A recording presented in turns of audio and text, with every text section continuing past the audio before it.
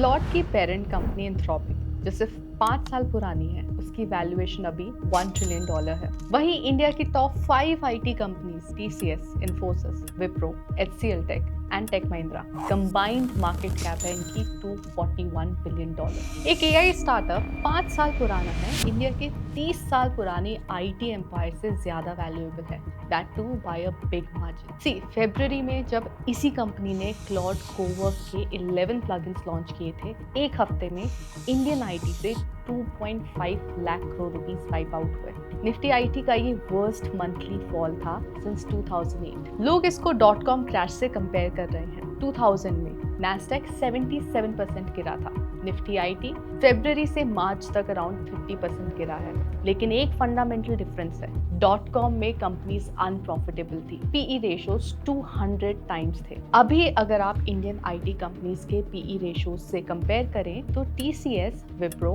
Infosys, HCL tech almost half valuations पर trade कर रहे हैं कंपेयर टू 5 years ago। आज टीसीएस का मार्जिन 25% है, 4-year हाई। इन्फोसिस का प्रॉफिट 21% बढ़ा है। कंपनीज प्रॉफिटेबल हैं, फिर भी स्टॉक्स गिर रहे हैं। और अगर आप समझ लो क्यों, तो आप मार्केट को एक स्टेप आगे से देख सकते हैं। Welcome to markets Decoded, where every episode we take one big market topic, cut through the noise and decode it so your money decisions are driven by clarity, not headlines. I'm Kanishka Gupta and let's get started. Today we'll try to understand if it is a good time to invest in the Indian IT sector and what companies you should watch out for. But सबसे पहले ये समझना जरूरी है कि how IT companies actually make money, because अगर आपको business model नहीं पता तो आपको क्रैश का रीजन भी नहीं समझ आएगा।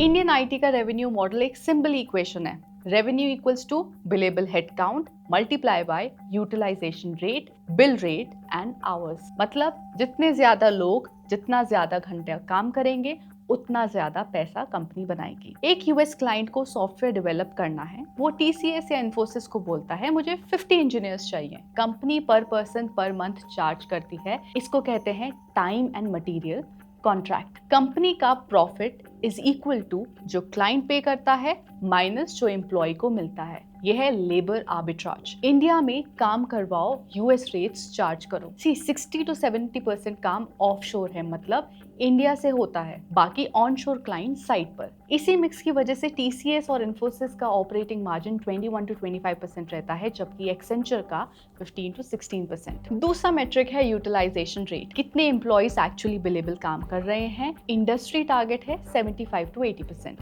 बाकी टाइम ट्रेनिंग, बेंच, एडमिन में जाता है। अगर यूटिलाइजेशन गिरती है तो रेवेन्यू गिरता है। Now let's try to understand AI क्यों थ्रेट है। अगर एक इंजीनियर क्लॉड या दूसरे एआई एजेंट्स यूज करके 3 लोगों का काम अकेले करता है, वो भी कम टाइम में, तो क्लाइंट 50 की जगह 20 इंजीनियर्स मांगेगा। बिलेबल हेडकाउंट एंड आवर्स गिरेंगे, रेवेन्यू गिरेगा। ये लीनियर मॉडल का फंडामेंटल प्रॉब्लम है। ज्यादा एफिशिएंसी इक्वल्स टू कम रेवेन्यू। इसीलिए कंपनीज अब एफर्ट बेस्ड से आउटकम बेस्ड प्राइसिंग की तरफ शिफ्ट कर रही है। अब समझते हैं दो तरह की companies, IT services which includes the likes of TCS, Infosys, Wipro, HCL tech and tech Mahindra, जो दूसरों के लिए काम करती हैं। Then we have IT products which includes Zoho, Freshworks, जो अपना सॉफ्टवेयर बेचती हैं। इंडिया में लिस्टेड यूनिवर्स मोस्टली सर्विसेज का है और आज की वीडियो का फोकस भी वही है। अब हम समझते हैं आईटी सेक्टर का ट्रेंड। FY26 टफ रहा है। टीसीएस का full year constant currency growth negative में था, मतलब एक्सचेंज रेट के इफेक्ट को हटा दो तो टीसीएस का रेवेन्यू एक्चुअली 2.4% गिरा है। इन्फोसिस का 3.1% ग्रोथ है, एचसीएल टेक का 3.9%। Wipro dollar revenue flat. HDFC securities ने मार्च 2026 रिपोर्ट में EI deflation impact 6 to 7% estimate किया है, प्लस डिस्क्रिशनरी स्पेंडिंग फ्रीज हुई है, यूएस टैरिफ अनसर्टेनिटी आई है और ईरान मिडिल ईस्ट क्राइसिस चल रहा है। विप्रो का 16% रेवेन्यू एनर्जी एंड यूटिलिटीज से आता है। अब हम देखते हैं Q4 FY26 में आईटी सेक्टर का रिजल्ट्स कैसा रहा। अब नंबर्स और एआई स्टोरी एक साथ देखते हैं। Q4 FY26 रिजल्ट्स अभी आए हैं। TCS reported a 9.6% year on year growth in its revenue. PAT है 12% ग्रोथ पे। ऑपरेटिंग मार्जिन है 25% which is a 4-year high. AI revenue है $2.3 billion. Annualized is now nearly 7.5% of the overall revenue, which is sector leading. Company की partnerships है open AI के साथ, Google cloud के साथ, AMD, service now and GitLab. TCS ने ऐसा कोई FY27 गाइडेंस नहीं दी है। नेक्स्ट वी हैव इन्फोसिस, जिसका रेवेन्यू ग्रो हुआ है 13.4% year on year, PAT 21%। Large deal TCV $14.9 billion की हुई है FY26 में। AI इंटीग्रेशन में टोपास प्लेटफॉर्म है और पार्टनरशिप भी है with Anthropic, Nvidia, cognition, AWS and Intel. Company ने FY27 गाइडेंस दिया है 1.5 to 3.5% in constant currency terms, which is below market expectation of 3 to 5%. Next we have HCL Tech, जिसका revenue grow हुआ है 12.3% year on year, PAT 4.2%। Advanced AI revenue में $620 million annualised. Partnerships में Google cloud, MIT media lab, SAP strategy. FY27 guidance में 1 to 4% constant currency terms में growth है। Stock crashed 10% post the results. In fact HCL tech के CEO ने भी कहा है, our performance fell below expectations due to softness in parts of the business, lower discretionary spending and delayed decision making. Next we have Wipro, जिसका revenue grow हुआ है 7.6% year on year, PAT fell 1.8%। IT services dollar revenue was flat year on year और Q1 FY27 guidance तो -2 to 0% दी है, which is weakest among the 4 companies. Large deal bookings surged 65% quarter on quarter to $1.44 billion. AI की बात करें तो they have partnered with NVIDIA, MIT, Microsoft, Google Cloud and CrowdStrike. Next we have Tech Mahindra, जिसका revenue grew 12.6% year on year, PAT 16%. EBIT margin 13.8%, which is 10th straight quarter of expansion. FY26 deal wins were at 5-year high, 42% growth year on year. Tech Mahindra ने भी partnership करी है with NVIDIA, Microsoft, Intel and Orange Business. Tech Mahindra के CEO का statement था कि they are now accelerating their transition to an AI-led organization. Now these were the large cap companies. Let's look at mid cap. According to some analysts, mid-cap IT services companies like Persistent Systems, Oracle Financial Services, Software, Coforge, Mphasis and L&T Technology Services are better positioned to capture the growth. Now, these firms captured 58% of industry growth in 2025.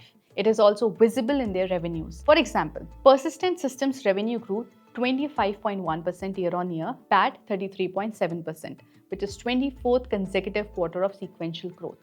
Now you would think that if the results were so good, why did the IT stocks fall after the results? For instance, HCL Tech fell 10% post results, Persistent 5%, LTM 5%, Wipro 4%. In fact, FPI ownership NSE में 16-year low है of 16.9%. Now here are some plausible reasons behind the fall. Number 1, conservative guidance. Infosys 1.15 to 3.5%, HCL Tech 1 to 4%, Wipro negative. Market पैसा लगाता है future growth पर, लेकिन guidance में वो नहीं दिख रहा.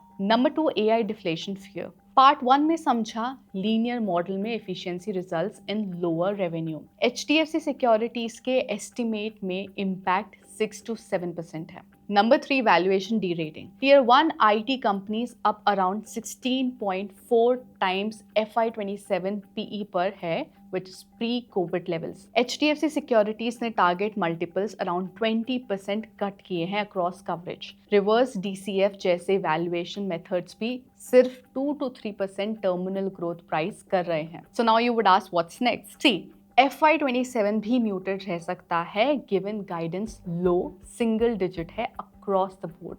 Discretionary recovery gradually हो रही है. Number 2, AI opportunity real है लेकिन time लगेगा. TCS AI revenue $2.3 billion है, HCL Tech का $620 million, लेकिन overall share of revenue में काफ़ी कम है.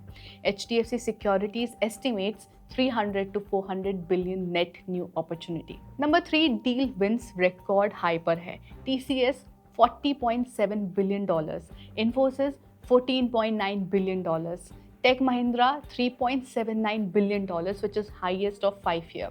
जब macro situation improve होगी तब ये backlog revenue में convert होगा. Number 4, mid caps outperform कर रहे हैं but valuations premium है. Stock selection is critical.